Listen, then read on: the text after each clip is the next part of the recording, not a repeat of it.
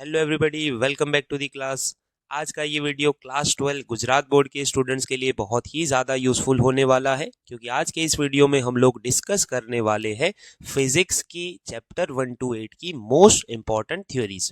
Exam को अभी अगर आप लोग यहाँ आज के दिन से, नवंबर अभी चल रहा है, तो आप अगर काउंट करो तो 3.5 से 4 महीने का टाइम है, जिसमें आपको स्कूल की सेकंड एग्जाम भी देनी है, प्रैक्टिकल एग्जाम भी देनी है, सब कुछ करना है। ठीक है, यानी टाइम बहुत कम बचा है। इन शॉर्ट अगर मैं बताऊं तो उसके लिए आपको प्रॉपर प्लानिंग से प्रिपरेशन करनी है। तो सबसे पहला काम आपका ये होगा कि कोई भी चैप्टर उठाओ, उसकी थ्योरी और डेरिवेशन क्लियर होना चाहिए। कुछ बच्चे क्या गलती करते हैं, सीधा वो एमसीक्यूज प्रिपेयर करेंगे या फॉर्मूला रट्टा मार के सीधा न्यूमेरिकल करेंगे। ये पॉसिबल नहीं है कि आप लोग उसको लॉन्ग टाइम तक याद रख पाओ। हाँ, आप उसको मतलब मान लो कि देख के कर लोगे, पर जब एग्जाम में करने जाओगे तो दिक्कत होगी अगर थ्योरी क्लियर नहीं है तो मेन बात ये है कि सबसे पहला आपको थ्योरी को अच्छे से प्रिपेयर करना पड़ेगा, उसका कंसेप्ट समझना पड़ेगा। आप जब वो कर लोगे तो आपको जो न्यूमेरिकल है अपने आप इजी लगने लगेंगे। ठीक है, तो उसी को ध्यान में रखते हुए मैं आज आपके लिए लेके आया हूँ क्लास 12 फिजिक्स की गुजरात बोर्ड की एग्जामिनेशन के लिए मोस्ट इंपॉर्टेंट थ्योरीज। अभी ये वीडियो मैं 2 पार्ट में बनाने वाला हूँ।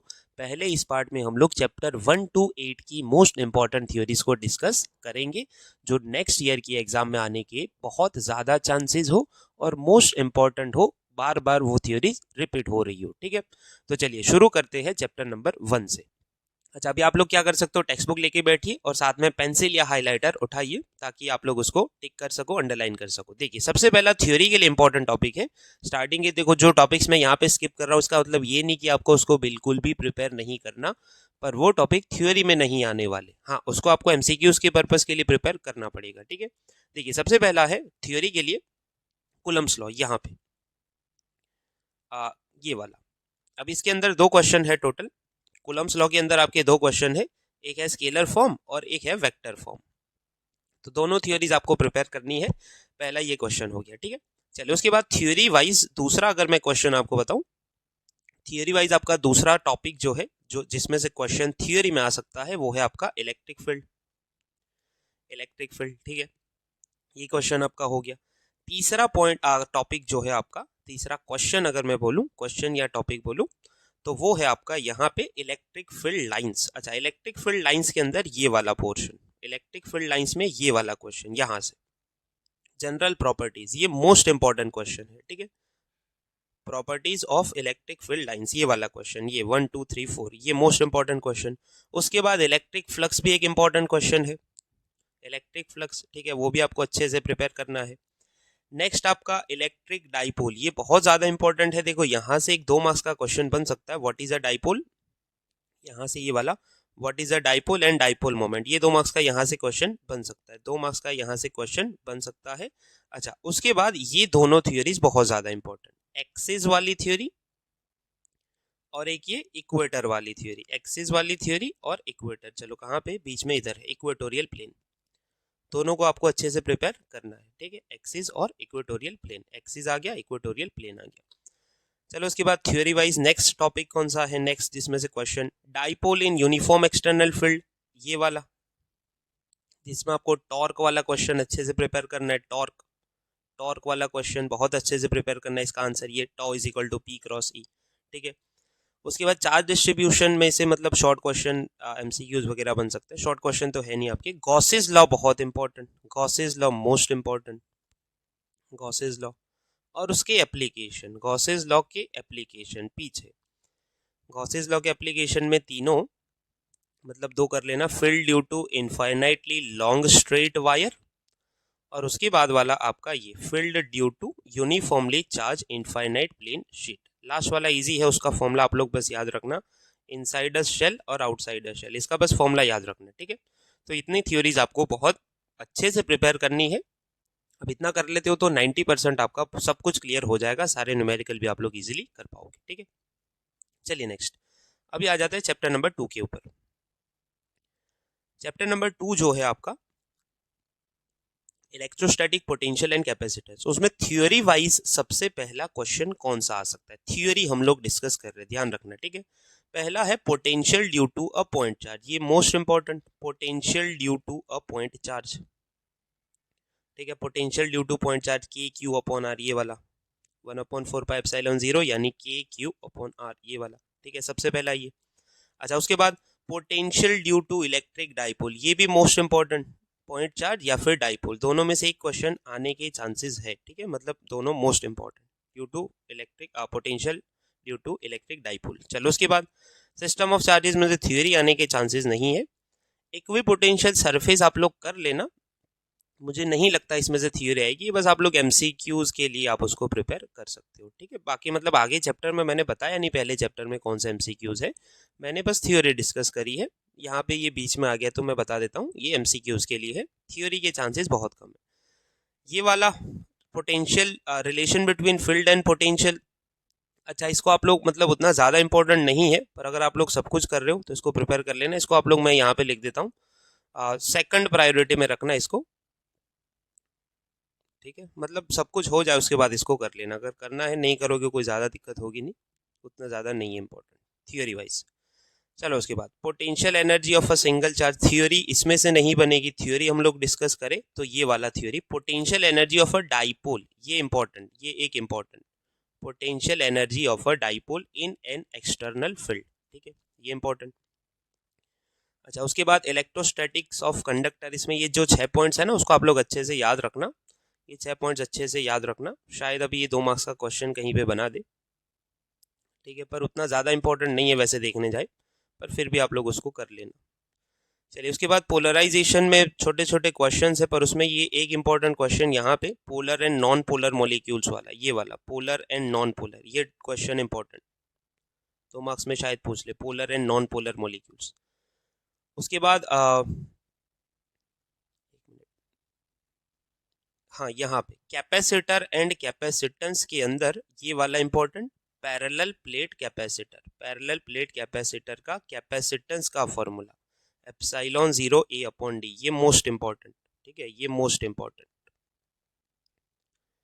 चलिए, उसके बाद अगर आगे देखें तो यहाँ पे भी एक क्वेश्चन है, effect of dielectric on capacitance, ये भी आप लोग कर लेना, इसको भी जैसे मैंने आपको बोला सेकंड प्रायोरिटी में रखना, ठीक है, सब कुछ हो जाए। मैं 2PR लिख रहा हूँ इधर, 1 मिनट, क्या चल रहा है, सेकंड प्रायोरिटी, ओके, ठीक है। चलिए, उसके बाद वैसे यहाँ से बहुत सारे एमसीक्यूज या शॉर्ट क्वेश्चंस बन सकते हैं, न्यूमेरिकल के लिए इंपॉर्टेंट टॉपिक, ठीक है। अच्छा, ये इंपॉर्टेंट, कैपेसिटर का कॉम्बिनेशन सीरीज और पैरेलल दोनों कर लेना, बहुत इजी टॉपिक है, इजी आपके 2 मार्क्स आ सकते हैं इसमें, ठीक है, बहुत इजी है। उसके बाद energy stored in capacitor, theory करने की जरूरत नहीं है। तो यहाँ तक आपकी थ्योरीज थी चैप्टर नंबर 2 की। चलिए, अभी आ जाते हैं चैप्टर नंबर 3 के ऊपर, थ्योरी को डिस्कस करेंगे हम लोग, ठीक है। अच्छा, थ्योरी के अंदर पहला क्वेश्चन इसमें जो आ सकता है थ्योरी वाइज, वो है आपका ओम्स लॉ, इजी क्वेश्चन है, बहुत इजी है, ओम्स लॉ, ठीक है। चलिए, उसके बाद वैसे ये चैप्टर में से 4 मार्क्स की थ्योरी आने वाली है, तो वो मैं आपको बता देता हूँ कौन सी मोस्ट इंपॉर्टेंट है। अच्छा, इसमें ये वाला एक रिलेशन, ये वाला I is equal to NAVDE, यहाँ पे ड्रिफ्ट वेलोसिटी वाला, ये टॉपिक इंपॉर्टेंट है, ड्रिफ्ट वेलोसिटी वाला, इसमें यहाँ पे एक रिलेशन है I is equal to NAVDE, यहाँ पे ये वाला तो करना ही है, लास्ट में पूरा भी पूछ सकते हैं, ये वाला I is equal to NAVD, यहाँ पे डेल्टा टी से मल्टीप्लाई किया हुआ है, आपने डेरिवेशन किया होगा, तो ये एक इंपॉर्टेंट क्वेश्चन है, ड्रिफ्ट वेलोसिटी, ड्रिफ्ट वेलोसिटी। उसमें क्वेश्चन ऐसे आता है, relation between current and drift velocity, formula है I is equal to NAVDE, ठीक है, ये वाला रिलेशन डिराइव करना होता है। चलिए, उसके बाद अगर नेक्स्ट थ्योरी के क्वेश्चन की बात करें तो ये वाला लिमिटेशंस ऑफ ओम्स लॉ आप लोग कर लेना, इसमें 3 मार्क्स का क्वेश्चन बन सकता है, 3 आपको ABC 3 लिमिटेशन लिखने होते हैं, 1 2 3 ग्राफ ड्रॉ करने, तो अच्छे से इसको कर लेना, ठीक है। उसके बाद टेम्परेचर डिपेंडेंस में से थ्योरी नहीं बन सकती, एनर्जी पावर में भी थ्योरी आने के चांसेस बहुत कम है, इसमें से भी थ्योरी को अगर इस बार की एग्जाम में ये theory most most most important, most most most important, बहुत अच्छे से इसको कर लेना, cell combination in series and parallel, ठीक है, उसमें भी पैरेलल वाला ज्यादा इंपॉर्टेंट है, ठीक है, पैरेलल वाला ज्यादा इंपॉर्टेंट है। यहाँ से next consider a parallel combination, यहाँ से लेके ये वाला पूरा पैरेलल कॉम्बिनेशन बहुत ज़्यादा इंपॉर्टेंट है, ठीक है, और सीरीज में भी है, पर उतना ज़्यादा बड़ा डेरिवेशन नहीं है, क्योंकि ये चैप्टर में से 4 मार्क्स का क्वेश्चन है, ठीक है। चलिए उसके बाद किर्चॉफ्स रूल्स।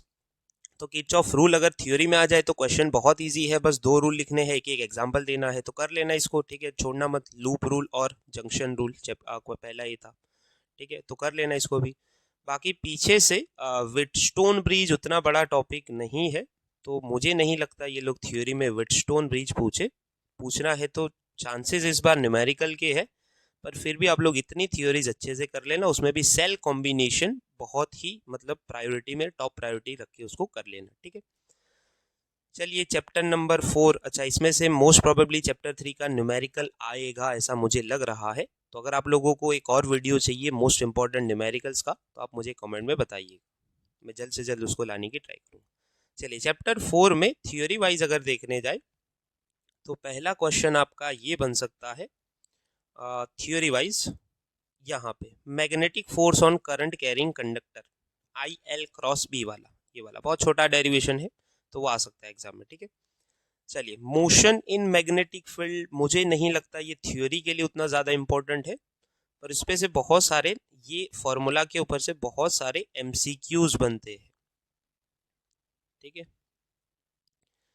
अच्छा तो ये अच्छे से कर लेना उसको। अच्छा ये मोस्ट इंपॉर्टेंट बायो-सावर्ट लॉ, ये मोस्ट इंपॉर्टेंट बायो-सावर्ट लॉ, इसमें करंट एलिमेंट की वजह से आपको मैग्नेटिक फील्ड निकालना होता है, करंट एलिमेंट की वजह से मैग्नेटिक फील्ड निकालना होता है, ठीक है, करंट एलिमेंट यहाँ पे लिखा हुआ है।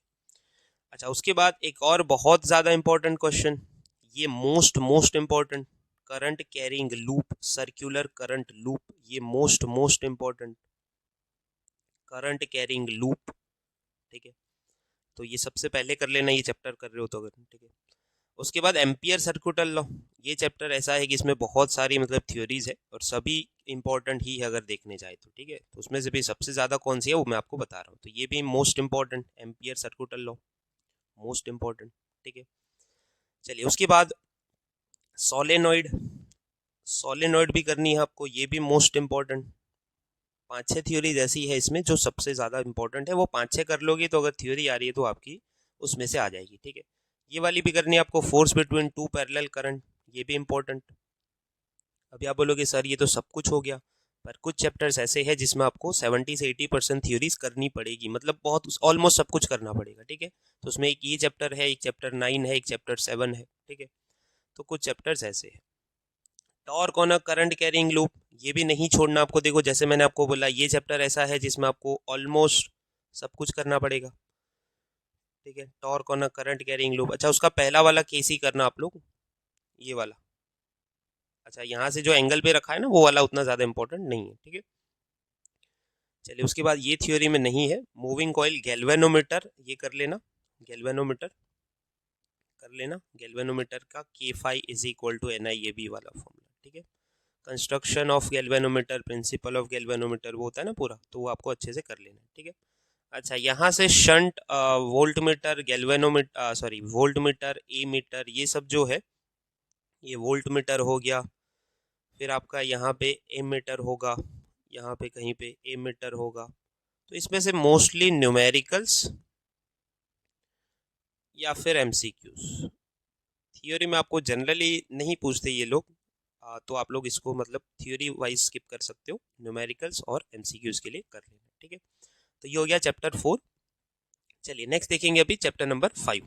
Chapter 5 magnetism and matter. Gujarat board की पॉइंट ऑफ व्यू से आप देखो तो इसमें से एक ही क्वेश्चन है बोर्ड के अंदर जो 2 मार्क्स का है, अगर आप लोग इसकी थ्योरी को स्किप करना चाहो तो कर सकते हो एज यू विश, क्योंकि आपको इस बार जनरल ऑप्शन प्रोवाइड किए जाएंगे, तो इसकी थ्योरी को आप लोग चाहो तो स्किप कर सकते हो। फिर भी जो बच्चे प्रिपेयर करने वाले हैं उनके लिए मैं बता देता हूँ कौन कौन सी मोस्ट इंपॉर्टेंट थ्योरीज, ठीक है। सबसे पहला ये most important question, magnetic field line की कैरेक्टरिस्टिक्स, प्रॉपर्टीज उसकी, ये most important, magnetic field lines की प्रॉपर्टीज, जैसे इलेक्ट्रिक फील्ड लाइंस की थी वैसे मैग्नेटिक फील्ड लाइंस। उसके बाद ये वाला dipole in uniform magnetic field, उसकी एनर्जी का फॉर्मूला, ये एक इम्पॉर्टेंट। तो 4-5 ही क्वेश्चन है जो सबसे पहले आप लोग कर लेना, बाकी जैसा मैंने आपको बोला आप इसको स्किप कर सकते हो। गॉसेस लॉ में उतना ज़्यादा बड़ा डेरिवेशन नहीं है, पर इसका आप लोग स्टेटमेंट याद रखना, शायद आपको 2 मार्क्स में इजी पूछ ले और आप मतलब छोड़ के मत आना उसको, तो कर लेना उसको, ठीक है। यहाँ पे स्टेटमेंट लिखा हुआ the net magnetic flux through any close surface is 0। चलिए उसके बाद next magnetization and magnetic intensity. अच्छा, ये क्वेश्चन आप लोग कर लेना, एक ही डेरिवेशन है पूरे चैप्टर में। अगर देखे जाए एक एनर्जी वाला आगे था और एक ये वाला, दो है, मान के चलो दो है, ये एक इम्पोर्टेंट है, तो टोटल 3 हुए, 3 थ्योरीज हुई बस। उसके अलावा तो पीछे मतलब ये डाया पैरा फेरो ये तीनों तो करने ही है। मैग्नेटिक प्रॉपर्टीज ऑफ मटेरियल ये 3 क्वेश्चन और कर लेना, बस यहाँ पे आपका चैप्टर खत्म। डायामैग्नेटिज्म, पैरामैग्नेटिज्म और फेरोमैग्नेटिज्म, बस आप इतना कर लेना, ये चैप्टर यहाँ पे खत्म है। तो टोटल कितने क्वेश्चन हुए? डाया पैरा फेरो, फिर आपका एक ये वाला मैग्नेटाइजेशन एंड इंटेंसिटी 4, और कॉसेस लॉ थियरी वाइज मत करना, 4 हुए, एक यहाँ पे हुआ 5 और एक 6, टोटल 6 क्वेश्चन हुए, जिसमें भी मोस्ट इंपॉर्टेंट अगर मैं आपको बोलूँ तो एक ये वाला है मैग्नेटिक फील्ड लाइंस वाला, और लास्ट के तीनों अगर आप लोग अच्छे से कर लेते हो तो चांसेस है कि उसमें से आ जाए डाया पैरा और फेरो, ठीक है।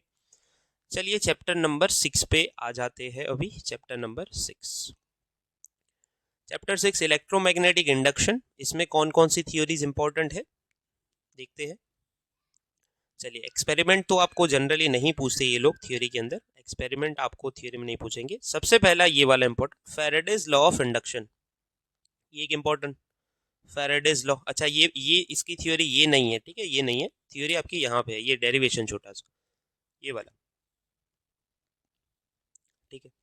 चलिए उसके बाद दूसरा Lenz's law and conservation of energy. इसमें से थ्योरी आने के चांसेस बहुत कम है, पर इसको आप लोग एमसीक्यूज के पर्पज से याद रखना, ठीक है। चलिए उसके बाद मोशनल ईएमएफ, ये आ सकता है मोशनल ईएमएफ बीएलवी। अच्छा मोशनल ईएमएफ का दूसरा एक्सप्रेशन यहाँ पे लिखा है, अच्छा एक सेकंड, यहाँ पे लिखा है it is also possible to explain the motional EMF expression by invoking Lorentz force. तो ये दूसरा केस है, second case number 2 motional EMF prove करने का, इसमें भी बीएलवी का आंसर आता है, ये भी आप लोग प्रिपेयर करना, ठीक है। उसके बाद इंडक्टेंस, तो दोनों करने हैं उसके अंदर, म्यूचुअल इंडक्टेंस भी करना है, सोलेनॉइड 2 वाला ये कोएक्सियल सोलेनॉइड वाला, और आपको उसमें सेल्फ इंडक्टेंस भी करना है। कहाँ गया, इधर सेल्फ इंडक्टेंस, दोनों करने हैं, दोनों मोस्ट इंपॉर्टेंट, म्यूचुअल इंडक्टेंस और सेल्फ इंडक्टेंस, ठीक है। उसके बाद ये वाला, ये एक सबसे इंपॉर्टेंट क्वेश्चन है चैप्टर का, यहाँ पे energy stored in an inductor 1/2 Li²। यहाँ पे मैं क्वेश्चन लिख देता हूँ, एनर्जी स्टोर्ड इन इंडक्टर, ठीक है, एनर्जी स्टोर्ड इन इंडक्टर। तो ये वाला क्वेश्चन आप लोग अच्छे से कर लेना। चलिए उसके बाद एसी जनरेटर, मुझे नहीं लगता ये बड़ा डेरिवेशन आ जाए, पर इसका आप लोग फॉर्मूला याद रखना, क्योंकि इसका जो कॉन्टेक्स्ट है चैप्टर 7 के लिए इंपॉर्टेंट है, एप्सिलॉन 0 साइन ओमेगा टी, ठीक है। तो थियोरी वाइज मुझे नहीं लगता एसी जनरेटर पूछे, तो इतना आप लोग कर लोगे, ये चैप्टर आपका क्लियर है, ठीक है। चलिए नेक्स्ट चैप्टर 7, जैसा मैंने बोला था कुछ चैप्टर ऐसे है जिसमें आपको ऑलमोस्ट सब कुछ करना पड़ेगा, उसमें से एक चैप्टर ये है, ये थ्योरी के लिए ये चैप्टर मोस्ट इंपॉर्टेंट है, ठीक है। ये चैप्टर मतलब सब कुछ आपको करना है, थ्योरी न्यूमेरिकल एमसीक्यू सब कुछ करना है, एक बड़ा चैप्टर है अगर बोलने जाए तो, ठीक है। चलिए सबसे पहला ऑलमोस्ट सब कुछ करना है, AC voltage applied to resistor, important. उसके बाद फेजर तो करने ही है, मतलब फेजर तो हर एक थ्योरी में है, मैंने आपको चैप्टर मतलब मेरे ये चैनल के ऊपर लास्ट ईयर के सिलेबस के अकॉर्डिंग ये चैप्टर रखा हुआ है, तो आप अगर चाहो तो इसको देख सकते हो, जो टॉपिक इस बार नहीं है उसको स्किप कर देना बस, बाकी आप लोग थ्योरी देखोगे तो आई एम श्योर कि आपको इजीली समझ में आ जाएगा, तो अच्छे से इसको प्रिपेयर कर सकते हो आप वहां से। AC voltage applied to inductor है ही, करना है, ऑलमोस्ट सब कुछ करना है, ठीक है, इसमें स्किप नहीं करेंगे। AC voltage applied to capacitor, तीनों थ्योरी, रेजिस्टर, इंडक्टर, कैपेसिटर। उसके बाद AC voltage applied to LCR, यानी ये फेजर सॉल्यूशन है आपका, मतलब यहाँ से ये थ्योरी ये है फेजर सॉल्यूशन, सब कुछ करना है, ऑलमोस्ट सब कुछ करना है, फेजर सॉल्यूशन। रेजोनेंस के अंदर पूरा टॉपिक, रेजोनेंस के अंदर रेजोनेंट फ्रीक्वेंसी वाला रेजोनेंस, ठीक है। पावर फैक्टर थ्योरी वाइज आप लोग नहीं करोगे तो चलेगा, तो आप जिसको सब कुछ हो जाए उसके बाद इसको सेकंड प्रायोरिटी, जैसे मैंने आपको 1-2 क्वेश्चन आगे बताए, ठीक है, तो उसके अंदर आप लोग इसको कर लेना, ठीक है, सेकंड प्रायोरिटी। अच्छा, उसके बाद ट्रांसफॉर्मर, बस खत्म चैप्टर ट्रांसफॉर्मर, दैट्स इट। तो अगर आप देखने जाओ तो आपको लग रहा है चैप्टर बड़ा है, पर उतना ज़्यादा नहीं है। AC voltage applied to resistor, capacitor, inductor, phasor solution, transformer और रेजोनेंस, 6 क्वेश्चन है। इजी 4 मार्क्स आपको मिल सकते हैं, ठीक है, 4 मार्क्स का क्वेश्चन आने के चांसेस है। तो यहाँ पे चैप्टर 7 खत्म। अभी लास्ट जो चैप्टर है गुजरात बोर्ड के पॉइंट ऑफ व्यू से, इसमें से कोई भी थ्योरी नहीं आने वाली, नो थ्योरी, इसमें से ओनली 2 MCQs है। तो फिर भी मैं आपको 2-3 टॉपिक्स ऐसे बता देता हूँ जिसमें से आपको MCQs आने के चांसेस है। तो देखो, सबसे पहला टॉपिक तो आपका ये है, मोस्ट इंपॉर्टेंट, मतलब सबको मालूम ही होगा जिन्होंने चैप्टर पढ़ा है, ये वाला इलेक्ट्रोमैग्नेटिक वेव्स। ये पूरे उसके अंदर ये वाला नेचर ऑफ इलेक्ट्रोमैग्नेटिक वेव्स, इसमें से MCQ आने का चांस है। इतने 2-3 पेजेस आप लोग अच्छे से पढ़ोगे, बहुत कुछ आ जाएगा उसके अंदर से। और दूसरा जो है आपका इलेक्ट्रोमैग्नेटिक स्पेक्ट्रम, वैसे चैप्टर में 2 ही टॉपिक है, इलेक्ट्रोमैग्नेटिक स्पेक्ट्रम, उसके हर एक स्पेक्ट्रम की हर एक वेव का नाम आपको याद रखना है, और उसके हर एक की अपने अपने इंडिविजुअल जो थियोरीज है ऐसे, वो सबको MCQ के पॉइंट ऑफ व्यू से प्रिपेयर कर लेनी है। तो बस यहाँ पे आपके 8 चैप्टर्स खत्म होते हैं। तो आई होप कि आपने टेक्स्ट बुक के अंदर ये सब चीज़ें नोट कर ली होगी, टिक कर लिया होगा। वीडियो अच्छा लगा हो तो प्लीज़ अपने दोस्तों के साथ ज़रूर शेयर कीजिएगा, ताकि ज़्यादा से ज़्यादा बच्चों के पास ये वीडियो पहुंच पाए, और एग्ज़ाम से पहले सब लोग अच्छे से प्रिपेयर करके एग्जामिनेशन के अंदर ज़्यादा से ज़्यादा स्कोर कर पाए। इसका पार्ट 2 मैं जल्द लेके आने वाला हूँ। ये वीडियो पे कैसा रिस्पांस आता है वो देख के मैं आपका पार्ट 2 दूंगा, ठीक है। तो जल्दी से जल्दी इसको शेयर कर दीजिए अपने दोस्तों के साथ, क्लासरूम के अंदर जो स्टूडेंट्स हैं आपके क्लासमेट्स हैं उनके साथ, ट्यूशन के बच्चों के साथ, स्कूल के बच्चों के साथ, सबके साथ इसको शेयर कीजिए। और नए हो चैनल पे तो प्लीज़ सब्सक्राइब कीजिए। चैनल पे इंग्लिश मीडियम के चैप्टर्स के 1 शॉट अवेलेबल है। जो बाकी के चैप्टर्स हैं मैं उसको अभी जल्द से जल्द अपलोड करूँगा।